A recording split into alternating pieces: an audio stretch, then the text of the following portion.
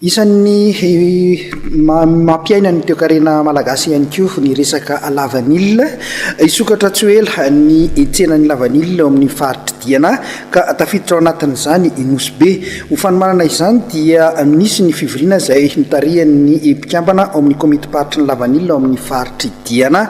Anisan'ny nitaraina ny mpamboly tamin'izany ny fepetra raisina mba anajany ireo mpividy ny vidin'ny farany ambany napetraky ny fitondram-panjakana. Vola Valso.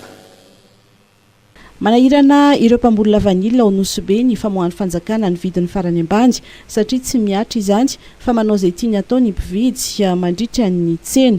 Mitaky ny ijerena akaiky ny kesika izany izy ireo fa maharary ireo tantsaha ny tsindry ataon'ireo mpividy.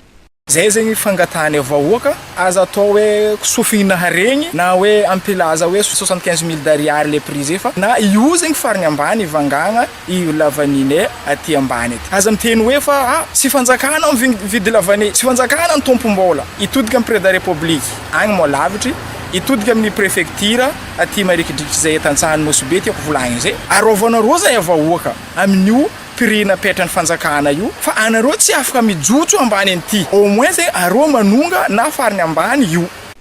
Efa nisy vidin'ny vanille farany ambany napetraka tamin'ny taon-dasa nefa tsy nampiharina izany raha nametra ny vidiny raha sy raha Ariary ireo mpamboly dia 10 ariary nandraisan'ireo mpividy izany. Nitaraina ihany koa ireo tantsaha afa tsy nazava ny lalan'ny varotra.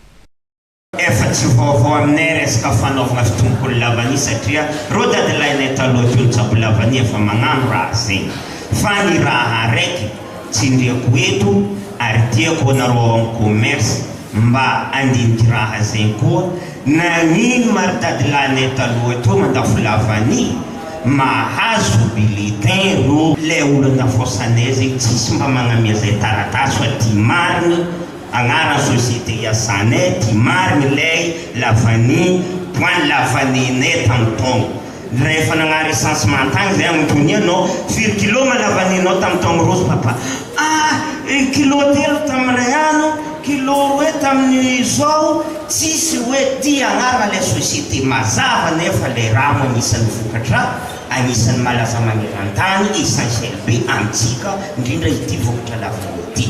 Raha ny tokony izy dia isokatra ato ny tsenan'ny vanille ao amin'ny faritra diana fa indrindra ao Nosy Be. Malon'izany dia nisy ny fivoriana fanomanana mialoha notarian'ireo mpikambana anatin'ny comité régional de la vanille ao amin'ny faritra diana izay natao tao Nosy Be. Fa atsika aloha lalàna tsy maintsy miandry arrêté interministériel arrêté régional zay tsika vao afaka manombotra tsena mba fanjakana zay tokony melitra tsara izy amin'ny prix zay apetraka satria misy zay magnararoatra na hoe tsy vidinao le entana retardenao boka vidinao ambany na hoe raha ohatra misy olo vidy ambany le fanjakana zay tokony mandrendrekitra tsara hoe ino sanction sahaza le olo vidy ambany. Fokontany Anjiabe ao anatin'ny commune Nosy Be no anaovana tsenan'ny vanille isan-taona raha tamin'ny taona 2024 dia tombanana teo amin'ny 7 taona sy 390 kilao ny vokatra vanille azo tao Nosy Be.